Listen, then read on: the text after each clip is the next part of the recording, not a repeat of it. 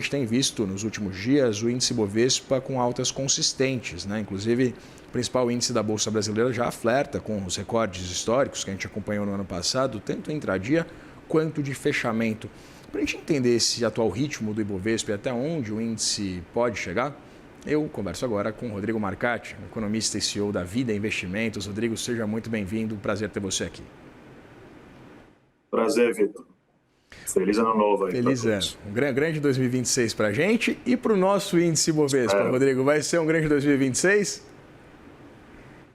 Esperamos que sim. Vamos ver ainda, tem muito desenrolar aí de eleições, né, política fiscal para a gente trabalhar ao longo do ano, mas começamos bem, né? Eu acho que o mercado acompanhou o bom humor, principalmente do índice de Nova York, né, numa ausência de dados mais relevantes aqui no Brasil nesses primeiros dias do ano. Pois é, Rodrigo, eu queria entender esses fundamentos por trás dessa valorização muito significativa que a gente acompanhou do índice Bovespa no ano passado e entender se dentro desse cenário a gente tem ainda um patamar de juros muito restritivo, né? 15% da taxa básica de juros da Selic, há uma perspectiva, é verdade, de um início de ciclo de cortes, mas para um patamar ainda bastante elevado, um juro ainda de 2 dígitos. Como é que a gente sustenta um índice Bovespa com ainda em um volume bastante expressivo, com uma taxa de juros tão elevada? É basicamente o fluxo de investimento estrangeiro, né? Isso que tem mantido a Bolsa em patamares mais altos, né? Batendo recorde, tentando romper aí essas resistências. A gente vê, né, todo o mercado americano, por mais que esteja também no recorde, teve um pouco de fuga de capital nos últimos meses, mais da parte da renda fixa americana, né, do tesouro americano, com os cortes de juros, e esse volume de dinheiro, que para os Estados Unidos ainda é um volume de dinheiro baixo de saída, para os países emergentes é muito recurso. As bolsas com uma liquidez muito restrita, muito limitada. A gente tem hoje uma distribuição das ações muito concentrada na mão, né, de poucos investidores institucionais locais, poucos de pensão atuais aqui no Brasil, né?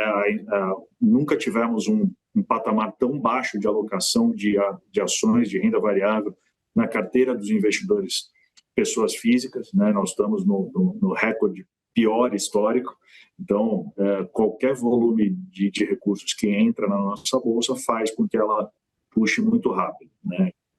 Isso mudar, de fato, a gente vai ter que ter uma migração do investidor pessoa física saindo desses juros alta, a hora que ele começar a cair, migrando também para as ações, né? Uma entrada de recursos em fundos de ações, fundos multimercados também vai fazer com que a bolsa performe melhor. Então, o cenário, a perspectiva é muito positiva, a despeito ainda dos juros altos, a despeito ainda dos desafios que a gente vai ter ao longo do ano, com o cenário, principalmente com o cenário político. Rodrigo, a gente tem um índice Bovespa, principalmente os papéis com peso maior, né, com essa participação mais relevante, muito pautados, muito influenciados pelo comportamento também das commodities. Aí eu queria entender, dado esse cenário global tortuoso, bastante instabilidade, a política comercial de Donald Trump, essas incursões do presidente dos Estados Unidos, os conflitos no Oriente Médio, eu queria entender como esse comportamento ele impacta o nosso índice e também pensando na economia da China, né, com essa perspectiva de uma redução do nível de atividade, evidentemente uma necessidade menor também da compra de commodities, o próprio petróleo caindo. Eu queria entender como esse cenário global dialoga com as commodities que dialoga com o nosso índice. Perfeito, né? A gente tem essa sensibilidade muito alta, né? A Bolsa Brasileira ela é super concentrada em commodities, né? Petro e Vale, as duas maiores participações no Ibovespa. A Petro, nos últimos dias, sofreu um pouco mais por conta das questões geopolíticas aí envolvendo Estados Unidos e Venezuela, né? Os Estados Unidos anunciou um aumento, né, na venda de barris de petróleo venezuelano, o que faz com que os estoques de petróleo subam bastante, por isso que a gente teve aí queda nas ações da Petrobras. Porém, na contramão, e aí isso ajudou a sustentar o Ibovespa, o minério de ferro, desde a virada do ano, teve uma performance super positiva, né? O aumento de demanda pelo ativo fez com que a Vale performasse bem, mesmo com o dólar caindo, né? O que para uma empresa exportadora é um pouco pior. A Vale conseguiu andar bastante aí, né? Ela foi uma das ações que mais se destacou nos últimos meses aí de ano. Então, nossa bolsa é de fato muito concentrada em commodities e sofre o efeito, né, dessas políticas, da mudança do comportamento global, de demanda, do câmbio, né, por serem exportadoras ou importadoras. Então, a gente tem que acompanhar tudo isso, né? E pode mudar, obviamente, a gente ter um ano mais positivo, com novas empresas tentando vir à bolsa, a hora que esses juros começar a cair, uma janela de IPOs se abrindo, né, para esse recurso migrar um pouco para novas companhias, ou as próprias companhias listadas, né, aumentarem a capitalização de mercado. Então, tudo isso pode acontecer e favorecer um pouco essa descentralização, né, vamos dizer assim, das principais ações aí, né, principalmente Petrobras e Vale, que são as maiores concentrações aí quando a gente olha para cap da bolsa. Rodrigo, essa janela de IPO vai ser em 2026? Difícil de acreditar, né? Com esses juros altos e com esse período que a gente já está na geladeira, é difícil de acreditar que possa sair algo esse ano ainda, por mais que a gente tenha uma perspectiva de queda de Selic ao longo de 2026, a gente ainda deve ter uma taxa terminal aí perto de 12%, o que não é muito favorável para isso. Porém, né, eu volto no ponto de investimento estrangeiro.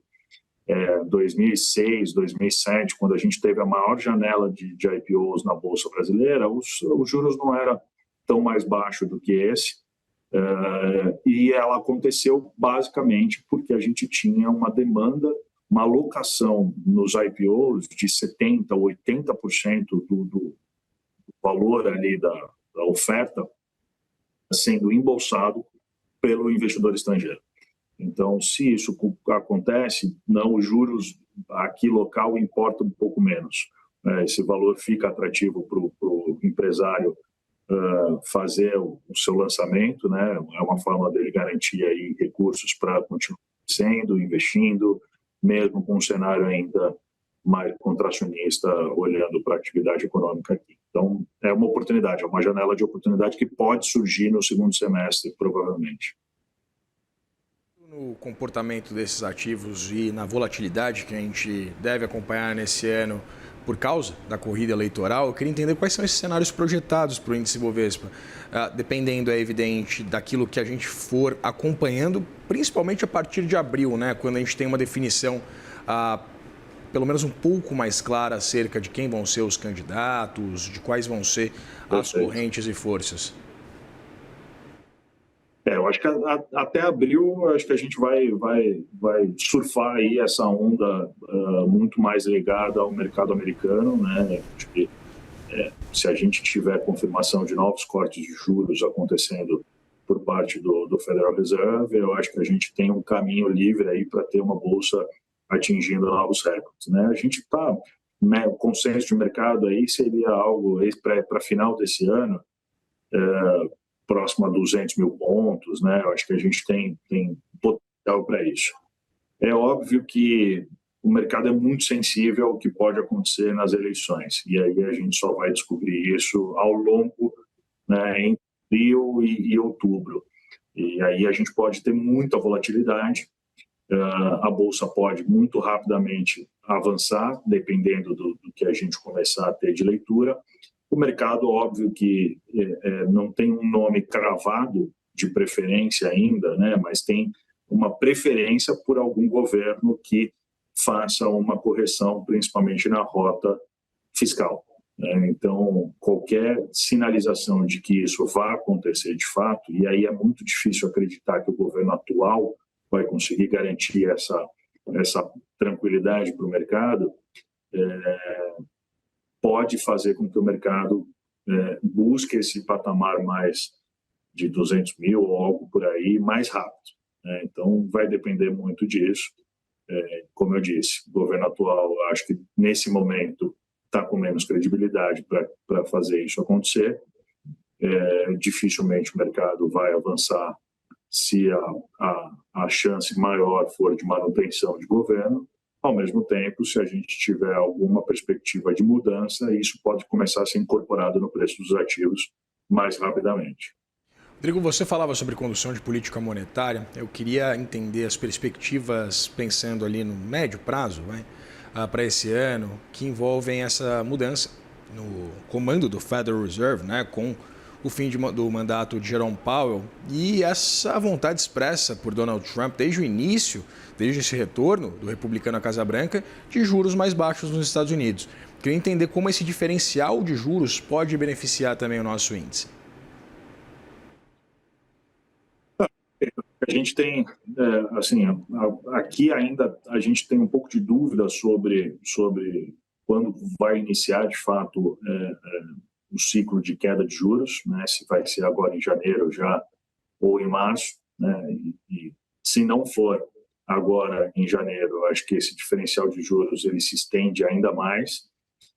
A gente entende que essa pressão sempre vai existir do governo, né, em relação ao Banco Central, seja aqui, seja lá fora, por juros mais baixos. Eu acho que esse é um discurso sempre populista, né, e olhando para o Donald Trump também como empresário, no sentido ele manter esse discurso mais firme. Só que a gente ainda vê os dados de atividade econômica, né, de forma mista, né? A gente vê às vezes a inflação acelera um pouco, os dados de trabalho nem sempre corroboram para a gente cravar novas quedas, então a gente vai ter que ficar sempre analisando os dados atualizados para que a gente tenha, né, mais certeza sobre o corte de juros acontecendo nos Estados Unidos, mesmo com mudança de presidência acontecendo por lá.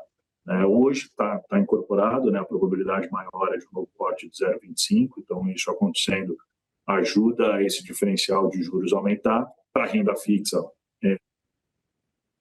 forte isso, né? Eu acho que existe uma migração natural para o carry trade, isso afeta câmbio, né, tira a pressão do nosso câmbio, o que ajuda também o Banco Central a que a inflação aqui, a expectativa de inflação vai ficando cada vez mais ancorada para onde ele quer levar aí nos próximos anos. Então, eu acho que a tendência é essa. A tendência é a gente ter dados positivos para que o Banco Central aqui comece a cortar juros, e esse diferencial de juros vai se manter ao longo do tempo, né, porque a gente está com ele bem estendido, favorável esse fluxo para investimento no Brasil. Conversei com Rodrigo Marcati, economista e CEO da Vida Investimentos. Rodrigo, muito obrigado pela disponibilidade de conversar com a gente. Obrigado, Vitor. Bom dia a todos. Bom dia. Até mais.